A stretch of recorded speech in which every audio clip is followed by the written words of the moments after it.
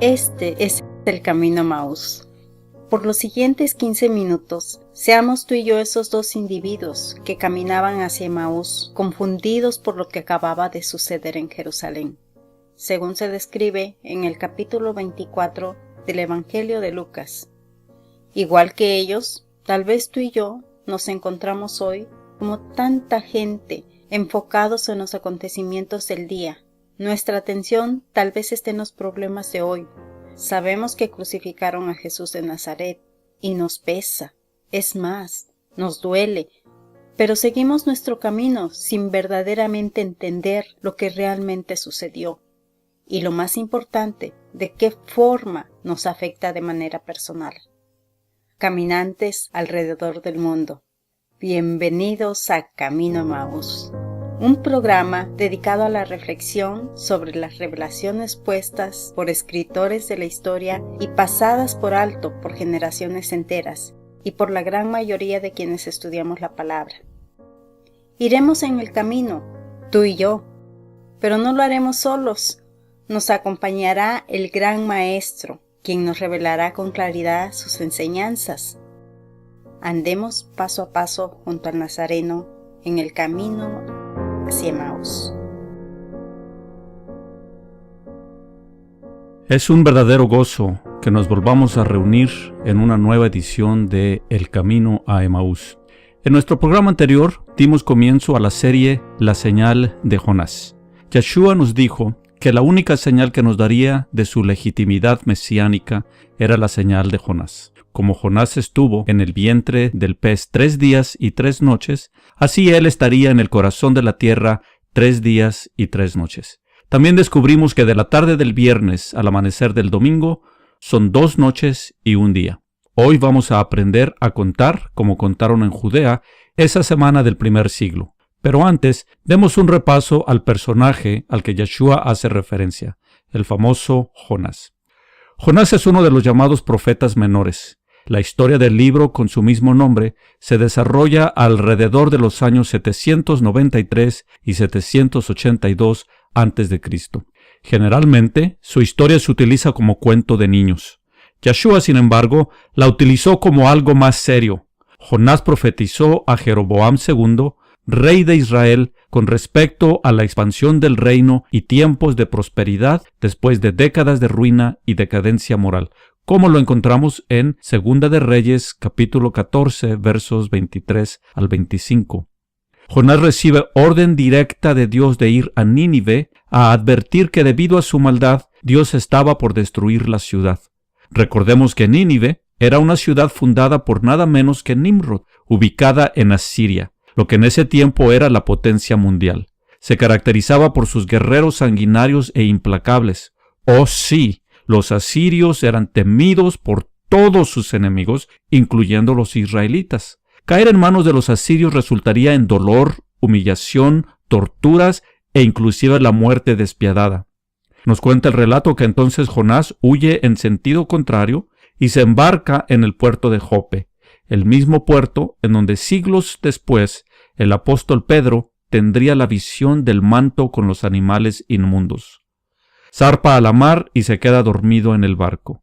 Se desata una fuerte tormenta y los tripulantes rezan a sus dioses, todos menos Jonás, lo cual despierta sospechas. Lo interrogan y él les revela que es hebreo y que la tormenta se debe a que, desobedeciendo una orden directa de Dios, viene huyendo.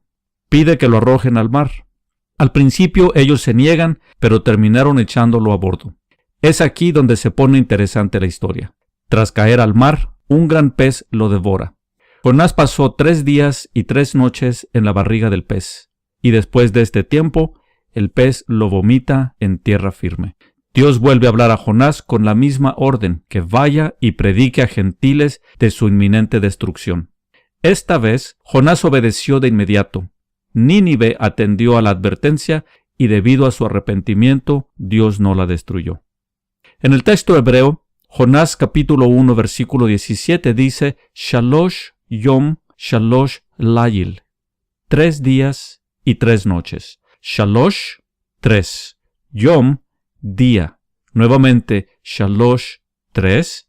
Layil, noche. Shalosh Yom Shalosh Layil, 3 días y 3 noches, no más, no menos. El hecho que este periodo se defina con días y noches denota precisión. No hay margen para hacer un mal cálculo, no es un tiempo aproximado, son 3 días y son 3 noches, lo que hoy mediríamos como 72 horas. Ahora bien, el problema no son los 3 días y 3 noches de Jonás, sino los 3 días y 3 noches que Yeshua debería pasar en el sepulcro, dado que fue la única señal. Efectivamente, el Hijo del Hombre estuvo en el sepulcro 3 días y 3 noches, sin lugar a dudas, 3 días y 3 noches. Cumplió su promesa, 3 días y 3 noches. ¿Cómo podemos deducir y tener la certeza que fueron 3 días y 3 noches? En el programa anterior, Juan nos recordó en el capítulo 19 de su Evangelio, versículo 42, que era la preparación de la Pascua de los judíos. Es aquí donde está la clave. La referencia a la Pascua de los judíos debería bastar para contabilizar los 3 días y 3 noches, pero nuestro abandono del mandamiento a guardar las fiestas del Eterno nos impiden ver con claridad. Recapitulemos los detalles básicos de las instrucciones sobre la Pascua de los judíos. Por cierto, esta celebración se festeja antes del Sinaí, mientras aún estaban en Egipto. En el día 10 del primer mes, llamado Aviv, se seleccionaba un cordero de 1 año y sin defecto. Se inspeccionaba por 4 días y en el día 14 se sacrificaba entre las 2 tardes, es decir, entre las 3 de la tarde y la puesta del sol. Con la puesta del sol iniciaba el primer día de panes sin levadura.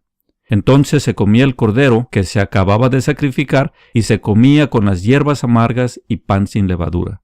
El primer día de esta fiesta es día de descanso, o sea, Shabbat, sábado. Lo primero no es difícil de entender, es más bien lo último en donde se nos dificulta. El 15 de Aviv es día de fiesta, en inglés es holiday o holy day, lo cual se traduce día santo, día separado, día de adoración. Tengamos en cuenta que si el 14 de Aviv cayera en lunes, el martes se descansa. Y si el 14 cae en martes, el miércoles 15 se descansa. A manera de ilustración, utilizaré la fiesta tan conocida de la Navidad. En la mayoría de los países, se preparan para la Navidad el 24 de diciembre, y hay quienes cenan el 24 en vísperas de la fiesta. Es decir, que la preparación se realiza durante el 24 y el 25 es en sí la celebración. Sin importar qué día de la semana sea, la fiesta es el 25. Así sea lunes, martes o cualquier día. Se celebra el 25 de diciembre. Regresando a lo que Juan llama la Pascua de los judíos, y de acuerdo al registro histórico del calendario judío, el año que Yeshua fue sacrificado, el 14 de Aviv, fue miércoles.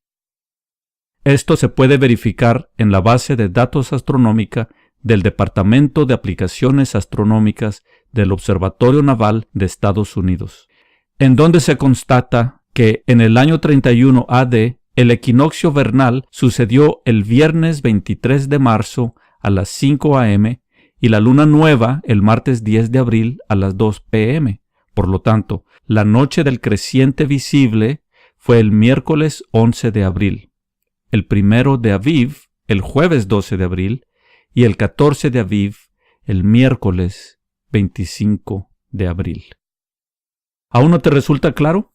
Echemos mano a lo que el maestro nos mostraría como caminantes a Emaús. Leo de Levítico capítulo 23, versículos 4 al 8. Estas son las fiestas solemnes del Señor, las convocaciones santas a las cuales convocaréis en sus tiempos. En el mes primero, a los 14 del mes, entre las 2 tardes, Pascua es del Señor. Y a los 15 días de este mes es la fiesta solemne de los panes sin levadura al Señor. 7 días comeréis panes sin levadura. El primer día tendréis santa convocación, ningún trabajo de siervos haréis. Y ofreceréis al Señor 7 días ofrenda encendida. El 7º día será santa convocación, ningún trabajo de siervo haréis. El mandamiento claramente dice que el 14 del primer mes se observa la Pascua. Recuerda que Juan dice que era la víspera, o preparación de la Pascua de los judíos. Levítico 23:6 dice que al día siguiente se observaría el primer día del pan sin levadura y no se debería de hacer ningún trabajo, y que además era día de santa convocación, o sea, Shabbat. Entonces, es más fácil entender que esa semana hubo 2 sábados, uno señalado por la fiesta, el 15 de Aviv, y un segundo sábado, el semanal. El primer sábado, también llamado sábado alto, era un tipo de sábado anual de los cuales se celebraban 7 durante el año. Esto nos indica entonces que el Cordero de la Pascua ese año debería de ser sacrificado el miércoles 14. Debido a que era el día anterior al Shabbat de la fiesta de pan sin levadura, se le llamaba también día de preparación. Por eso los otros evangelistas hacen referencia al día de preparación y erróneamente se ha confundido con viernes. Yeshua murió el miércoles 14 de Aviv con una precisión impresionante a la hora del sacrificio vespertino del templo. Yeshua era el Cordero. Todos los sacrificios hasta ahí realizados eran un ensayo para el sacrificio real. Fue sepultado al caer el sol casi por empezar el jueves 15 de Aviv.